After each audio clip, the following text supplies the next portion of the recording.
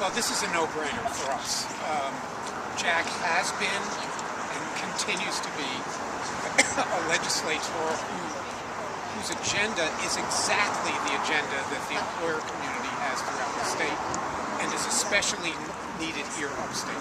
As Jack says, it's all about right-sizing government, reducing the burden on employers so that we can increase jobs in this state.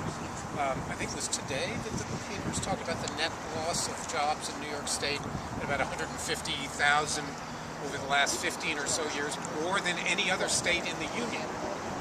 That's what's got to turn around. That requires a complete change in Albany. It requires enlightened elected representatives like Jack, and that's why we're all here.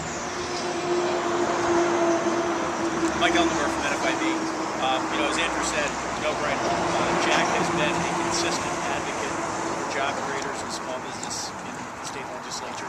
Had one of the best voting records on small business issues over the last 2 years in the entire legislature. That's why we're out here just a few weeks ago and honored him as one of our guardians of small business. This is an economy that's on the brink in New York State. Andrew talked about the report on the job losses. Probably the most staggering thing about it is that most of those jobs went to New Jersey and Connecticut.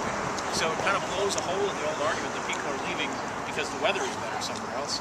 There might be a few days out of the year when the weather is better in New Jersey and Connecticut than it is in Buffalo, and it's snowing out here, but by and large it's the same climate. The climate that's different is the economic climate. Because when New Jersey is beating us on the economic climate and the tax environment, we're in big trouble in New York. And let's look at it from this perspective.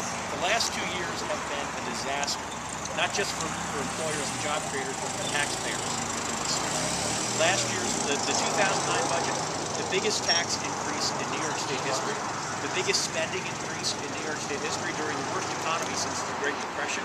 Who in their right minds would do that? And here's the kicker. It passed in the state Senate by 1 vote. You look at our voting record, you look at the issues that Unshackle and the Business Council and NFIB stood shoulder to shoulder opposing, almost every one of those things, bad things, passed by 1 vote in the state Senate. So imagine the difference that having one more pro-business, pro-job, pro-taxpayer vote in the state Senate would make. Bill Stokowski voted the wrong way on all those things. I have no reason to believe that the other candidate here, we won't mention his name, would vote differently on any of those things. Jack Quinn has a solid record of doing the right thing for business and taxpayers, and that's why we are all here supporting him. And I would just add, this is significant, because this is the first time that you've got all 3 of the major statewide, business and taxpayer organizations standing together endorsing a candidate. This has never happened before. And we're going to be doing more of these, but the fact that we're doing it here first, I think, shows not only how significant this race is, but how strongly we support Jack Quinn.